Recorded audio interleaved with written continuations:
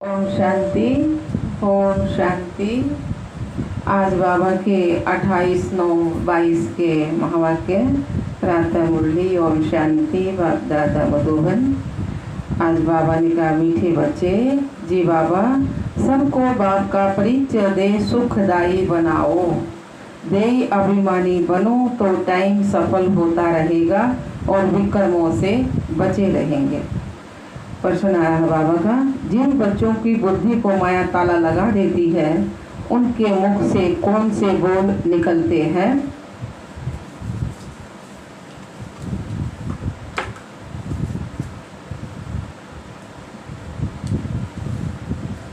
उनके मुख से कौन से बोल निकलते हैं? उत्तर दिया है बाबा ने, उनके मुख से यही बोल निकलते हैं कि हमारा तो डायरेक्ट शिव बाबा से कनेक्शन है। उनके मुख से यही बोल निकलते हैं कि हमारा तो डायरेक्ट शिव बाबा से कनेक्शन है। संकोच के कारण उनकी मूढ़मति हो जाती है, सतगुरु का निंदक बन पड़ते हैं। जब कोई कहते हैं हमारा डायरेक्ट कनेक्शन है, तो उन्हें मुरली हुई प्रेरणा से सुननी चाहिए ना। ऐसे निंदक बच्चे छोड़ नहीं पाते, उनकी बुद्धि को माया ताला लगा देती है। ओम शांति। अभी तुम बच्चे आत्म अभिमानी बने हो, बाबा ने देही अभिमानी बनाया है। जितना देही अभिमानी बनेंगे, बाप को अच्छी रीति याद करेंगे, तो विक्रमाजीत बनेंगे। देही अभिमानी बनने से विक्रम भस्म देह अभिमानी बनने से विक्रम भस्म नहीं होंगे, और ही जास्ते विक्रम होते रहेंगे। फिर नतीजा क्या होगा? एक तो सजा खानी पड़ेगी और पद भी भ्रष्ट हो जाएगा। बाबा से कोई भी पूछ सकते हैं कि बाबा, अगर इस समय हमारा शरीर छूट जाए तो भविष्य में हम किस गति को पाएंगे? मौत तो सामने खड़ा है। ब्राह्मण कुलभूषण को तो बिल्कुल दुख नहीं आना चाहिए। उनको कहा जाता है महावीर। शास्त्रों में तो स्थूल रूप में बातें ले गई हैं, यह तो है ज्ञान की बातें। तुम बच्चे जानते हो, निराकार शिव बाबा ने आत्मा की भी पूरी पहचान दी है कि तुम्हारी आत्मा में क्या क्या पार्ट नूंदा हुआ है। बाप ही बैठ समझाते हैं। मनुष्य तो देही अभिमानी नहीं है ना। देही के बाप को ही नहीं जानते यथार्थ रीति से, इसलिए इसको घोर अंधियारा कहा जाता है। कलयुग को घोर अंधियारा और सतयुग को घोर सोजरा कहा जाता है। आत्माएं सब काली हैं, अर्थात ब्लैक आउट है। सतयुग में देवी देवता धर्म की आत्माएं रोशनी में थी, तो इस भारत में ही दीपमाला मनाई जाती है। तुम जानते हो, यहाँ हमारी आत्मा घोर अंधियारे में है और बाप घोर सोजरे में ले जाते हैं। आत्मा को कुछ पता नहीं है कि हम कितने जन्म और कैसे लेते हैं। अब तुम जान चुके हो, बाप द्वारा हमको सृष्टि के आदि मध्य अंत का ज्ञान मिला है। दुनिया में कोई भी तुमको सृष्टि के आदि मध्य अंत की नॉलेज नहीं बता सकेंगे। वह तो न आत्मा को और न परमात्मा को जानते हैं। बल्कि कहते हैं कि मैं आत्मा हूँ, परंतु मैं क्या हूँ यह कुछ भी पता नहीं है। भरकुटी के बीच तारा चमकता है, सो क्या उनमें क्या पार्ट भरा हुआ है, कितने जन्म लेते हैं, यह ज्ञान कोई में भी नहीं है। बाबा आकर समझाते हैं, सेल्फ रियलाइजेशन कराते हैं। कोई से पूछो कि आत्मा का बाप कौन है, कोई कहेंगे श्री कृष्ण, कोई कहेंगे महावीर। तो हम आत्मा है, हमारा बाप निराकार शिव है। एक भी ऐसे कह ना सके। न तो रचयिता और रचना के आदि मध्य अंत को जानते हैं, न रचयिता को न रचना के आदि मध्य अंत को जानते, इसलिए उनको क्या कहा जाता है? नास्तिक कहा जाता है। तो बाप कहते हैं तुम नास्तिक सुधर थे, अब ब्राह्मण आस्तिक बने हो। बाप परिचय देते हैं, मैं क्या पार्ट बजाता हूँ, कोई भी बाप का परिचय दे ना सके। बाप का पार्ट क्या है समझा ना सके, तुम भी नंबरवार समझते हो। देही अभिमानी होने के कारण अवस्था अच्छी रहती है। देह अभिमान में आकर फिर जोगमोई करने लग पड़ते हैं, इसलिए उच्च पद पा न सके और न विक्रम विनाश हो सके। तो बाप समझाते तो बहुत अच्छा है। जीते जी मरने का अर्थ कितना सहज है। तुम जीते जी मरे हुए हो, अपने को आत्मा समझ बाप को याद करते हो। हमारी आत्मा में 84 जन्मों का पार्ट है, वह भी जानते हो। बाप को भी जानते हो, वह कैसे ज्ञान का सागर है, पतित पावन है। भारत ही पावन श्रेष्ठ था, अभी तो पतित है ना, परंतु पतित अपने को समझते थोड़े ही हैं। अभी तुम बच्चे जानते हो कि पहले तो कोई भी काम के नहीं थे ना, सब मरे पड़े थे। ज्ञान न था तो सब मरे पड़े थे, सब कब्रिस्तान बना हुआ है। अब फिर परिस्थान के मालिक बन रहे हो। भारत परिस्थान था और अब कब्रिस्तान है, तो सब एक दो को दुख देते ही रहते हैं ना। तो बाप कहते हैं कि अभी तुम सबको बाप का परिचय दे, सुखदाई बनाओ। देही अभिमानी न होने के कारण टाइम वेस्ट करते रहते हैं, घड़ी घड़ी देह अभिमान आ जाता है। तुम बच्चों को कब हवास मतलब दुख नहीं होना चाहिए। कोई कोई तो हवास में आ जाते हैं, मतलब कि दुख में आ जाते हैं। कोई समझते हैं बाबा राम राज्य की स्थापना कर रहे हैं, राम राज्य का विनाश होना है, तो इसमें कोई डरने की बात तो नहीं है ना। हाँ, गवर्नमेंट आदि मकान खाली कराती है तो करना पड़ता है, तो बाबा की याद में शरीर भी छूट जाए तो अच्छा है ना। सदैव तैयार रहना चाहिए। माया का वार अच्छे अच्छे बच्चों पर भी हो जाता है ना। कोई तो ऐसे मूर्ख बन जाते हैं, कहते हैं कि हमारा तो डायरेक्ट शिव बाबा से कनेक्शन है, परंतु ब्रह्मा के आगे तो जरूर आना पड़ेगा ना। अच्छा, घर में भी जाकर बैठ जाओ, फिर मुरली कैसे सुनेंगे, क्या करेंगे। कहते हैं यह ब्रह्मा भी पुरुषार्थी है और हम भी पुरुषार्थी हैं। पढ़ते तो सब शिव बाबा से है ना, परंतु ब्रह्मा पास आएंगे तभी तो सुनेंगे। तो ब्रह्मा में तो शिव बाबा की आत्मा को समझाओगी। तो बाबा ने कहा प्रेरणा से सुनकर दिखाओ तो मालूम पड़े ना। फिर कभी कभी बाबा मुरली बंद भी कर देते हैं। ब्रह्मा से जन्म लिया और मर गया, फिर खत्म, तो वर्षा कैसे पाएंगे। वर्षा तो शिव बाबा से मिलेगा ना। तो ऐसे भी मंद बुद्धि बहुत संग दोष खराब हो जाते हैं, संग दोष में आकर खराब हो जाते हैं। फिर बताओ उनकी क्या गति होगी। सतगुरु का निंदक बने तो ऊंच ठोर सतगुरु का निंदक बनेगा तो ऊंच ठोर नहीं पा सकेंगे। गुरु ब्रह्मा कहते हैं ना, तो गुरु विष्णु गुरु शंकर नहीं कहेंगे, गुरु सिर्फ ब्रह्मा ही है। तुम भी माता गुरु बनती हो ना, तो सतगुरु द्वारा बनी हो, ना कि कलियुगी गुरुओं द्वारा। तुम ब्राह्मण ब्राह्मणिया बनी हो, तुम्हारी है रूहानी यात्रा, मेहनत है। माया किसकी बुद्धि को ताला लगा देती है, तो फिर उल्टा सुल्टा बोलते रहते हैं, वेस्ट ऑफ टाइम करते हैं। अच्छा जी बाबा, मीठे मीठे सिखला दे बच्चों प्रति माता पिता बाप दादा का या प्यार और गुड मॉर्निंग। रूहानी बाप के रूहानी बच्चों को नमस्ते।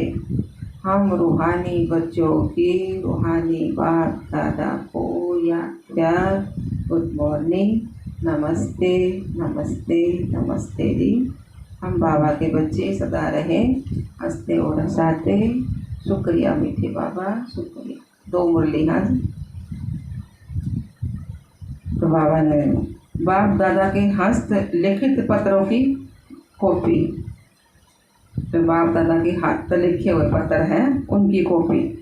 तो ज्ञान के सागर पतित पाव निराकार शिव भगवान उवाच अपने रथ प्रजापिता ब्रह्मा द्वारा सर्व ब्राह्मण कुल भूषण ब्रह्मा मुख वंशावली ब्रह्मा कुमार कुमारियों पढ़ती। हे बच्चों, तुमको समझाया गया है कि पतित पावन को पतित दुनिया में आकर पतित शरीर में प्रवेश करना पड़ता है। वह पतित शरीर कौन सा है? जो पूरे 84 जन्म का चक्कर लगाकर अभी अंतिम जन्म में है। पहला जन्म तो है पावन श्री कृष्ण, श्री राधे सरोवर के बाद फिर श्री लक्ष्मी नारायण बनते हैं। अभी हम देवताओं का धर्म नहीं है, अनेक अधर्म है। अब फिर से बाप आकर वही सतयुगी देवी देवताओं का धर्म स्थापन करते हैं। प्रजापिता ब्रह्मा मुख वंशावली बच्चे जो ब्राह्मण ब्राह्मणियाँ कहलाते हैं, आत्मा रूप में आपस में हर सब भाई भाई हैं। फिर ब्रह्मा द्वारा एडॉप्ट हो भाई बहन बनते हैं। वर्षा पाना है ब्रह्मा कुमार कुमारियों को परमपिता परमात्मा से। तो शिव बाबा अपने बच्चों आत्माओं को कहते हैं, अब देही अभिमानी व आत्म अभिमानी भाव और मुझ अपने बेहद के बाप को याद करो। जो इस योग अग्नि व याद द्वारा सिर पर विकर्मों का बोझा है, तो जन्म जन्मांतर का सो भस्म हो जाएगा और देह का अभिमान छोड़ अपने को आत्मा निश्चय कर बेहद के बाप मुझ परम पिता परमात्मा को याद करो, तो तुम फिर से पवित्र सतो प्रधान बन जाएंगे। द्वापर में जब से रावण राज्य की स्थापना होती है, तब से आत्मा जो सच्चे सोने समान है, जिसको सतो प्रधान गोल्डन एज कहा जाता है, सो अंत में आयरन एज तमो प्रधान कही जाती है। अर्थात सतयुग में जो पावन थे सो पतित बन जाते हैं कलयुग में। अब फिर पावन बनने के लिए खास भारतवासी पतित पावन बाप को बहुत याद करते हैं, क्योंकि मेरा अवतरण इस भाग्यशाली ब्रह्मा रथ में ही होता है। इस भाग्यशाली रथ का नाम तो और ही होता है ना, इसका नाम तो लेखराज था ना, बाबा ने फिर ब्रह्मा रखा, तो उसको अपना बनाता हूँ। इसमें प्रवेश कर प्रजापिता ब्रह्मा नाम रख देता हूँ। तो कल्प पहले ड्रामानुसार प्रजापिता ब्रह्मा द्वारा ब्राह्मण रच उन ब्रह्मा कुमार कुमारियों द्वारा पतित भारत को पावन भारत बनाया था।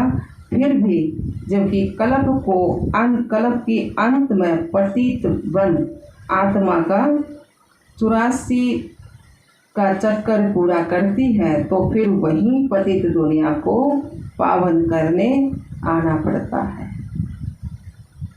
कल्प अर्थात हर 5000 वर्ष बाद मुझ सर्व के परमपिता परमात्मा को याद करते हैं। भक्ति मार्ग में बाबा ने बताया कल्प अर्थात 5000 वर्ष बाद मुझ सर्व के परमपिता परमात्मा को याद करते भक्ति मार्ग में। और अंत में जब भक्ति मार्ग पूरा होता है तो मैं आता हूँ। भक्ति मार्ग द्वापर से उतरता मार्ग है। रावण अर्थात 5 विकारों के कारण सबकी उतरती कला है, और मनुष्य मात्र पतित बन दुर्गति को पाते हैं। और मैं ब्राह्मण कुल भूषणों का बाप टीचर सतगुरु बनता हूँ। मेरा तो कोई बाप टीचर गुरु नहीं है। कौन क्या है? शिव बाबा। मेरा तो बाप टीचर गुरु कोई नहीं है। तो भारतवासी आसुरी संप्रदाय जो सतयुग में देवी संप्रदाय थे, उनका पिता तो हूँ, परंतु उनको फिर से सूर्यवंशी देवी देवता बनाने जो प्रजापिता ब्रह्मा कुमार कुमारी बनते हैं, कल्प पहले मिसल उनका शिक्षक बनता हूँ। उनको सत्य ज्ञान देता हूँ, सृष्टि के आदि मध्य अंत का ज्ञान देकर उन्हें त्रिकालदर्शी बना रहा हूँ, ताकि नंबरवार पुरुषार्थ अनुसार कल्प पहले मिसल चक्रवर्ती सूर्यवंशी देवी स्वराज्य फिर से स्थापन हो। बच्चों को सिद्ध कर बताया जा रहा है कि तुम इस समय सर्वोत्तम ब्रह्मा मुख वंशावली ब्राह्मण कुल भूषण हो। देवी कुल से यह उत्तम कुल है। देवता तभी ऊंचा ब्राह्मण कुल है क्योंकि तुम ईश्वरीय कुल में हो ना, भगवान पढ़ाओ है ना हमने। तो भारत 5000 वर्ष पहले सौरभ श्रेष्ठाचारी वैकुंठ देवी स्वराज्य था। तब तुम सूर्यवंशी देवी देवताएं थे, फिर क्षत्रिय वैश्य शूद्र में आए। अब प्रजापिता ब्रह्मा द्वारा ब्राह्मण बने हो। इसे 84 जन्मों का चक्र कहा जाता है। सब तो 84 जन्म नहीं लेते ना, पीछे पीछे अनेक धर्म द्वापर से मठ पंथ स्थापन होते आए हैं और सृष्टि वृद्धि को पाती आई है। वास्तव में प्रजापिता ब्रह्मा मनुष्य सृष्टि का फाउंडेशन है, जिसको कल्प वृक्ष कहा जाता है। गोया शिव बाबा मनुष्य मात्र का बाबा पिता है और ब्रह्मा ग्रैंडफादर है। मनुष्य सृष्टि झाड़ हुआ जीनोलॉजिकल ट्री का पहला मनुष्य आदम व एडम व प्रजापिता ब्रह्मा है। प्रजापिता ब्रह्मा और मुख वंशावली परमपिता मुझ परमात्मा शिव से सहज राजयोग और ज्ञान सीख सुख घनेरे सोजरे में जाते हो। गाय भी जाता ना, ज्ञान सूर्य प्रगटा अज्ञान अंधेरा विनाश। तो ज्ञान सूर्य भी पतित पावन परम पिता परमात्मा को ही कहा जाता है। तुम ज्ञान सोधने में हो, बाकी सब अज्ञान अंधियारे में है।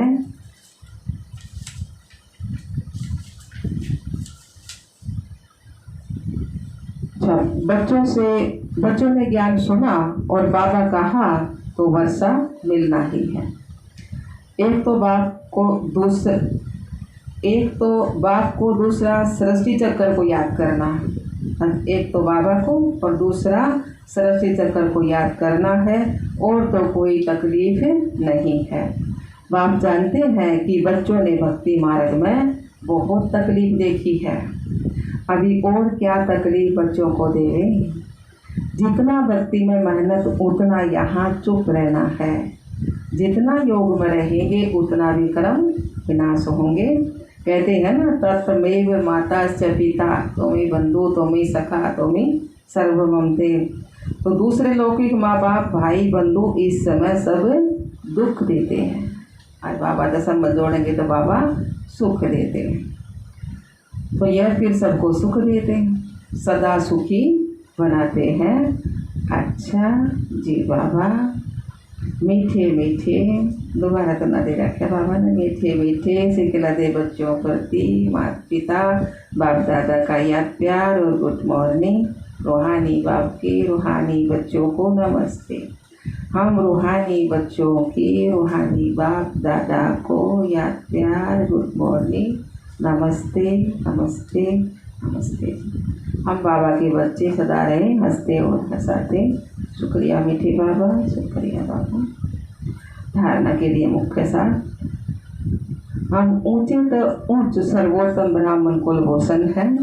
इस खुशी में रहना है। स्वयं भगवान बाप टीचर गुरु के रूप में हमें मिला है। इस समृद्धि में सदा हर्षित रहना है। दूसरा पॉइंट है, किसी भी बात के दुख सहवास में नहीं आना है। जोरमयी जोगमयी में समय बर्बाद नहीं करना है। वरदान दिया बाबा ने, विश्व कल्याणकारी बन अशांत आत्माओं को शांति का दान देने वाले मास्टर दाता भव। विश्व कल्याणकारी बन अशांत आत्माओं को शांति का दान देने वाले मास्टर दाता भव। सार दिया है बाबा ने, दुनिया में हंगामा हो, झगड़े हो रहे हों, ऐसे अशांति के समय पर आप मास्टर शांति दाता बन औरों को भी शांति दो। घबराओ नहीं, क्योंकि जानते हो जो हो रहा है वो भी अच्छा और जो होना है वह और भी अच्छा होगा। विकारों के वशीभूत मनुष्य तो लड़ते ही रहेंगे, उनका काम ही यह है। लेकिन आप विश्व कल्याणकारी आत्माएं सदा मास्टर दाता बन शांति का दान देते रहो, यही आपकी सेवा है। स्लोगन दिया बाबा ने। अपनी सर्व प्राप्तियों को सामने रखो तो कमजोरियां सहज ही समाप्त हो जाएंगी। अपनी सर्व कमजोरियों को सामने रखो तो कमजोरियां सहज समाप्त हो जाएगी। अच्छा, ओम शांति, ओम शांति बाबा। ओम शांति, ओम शांति बाबा।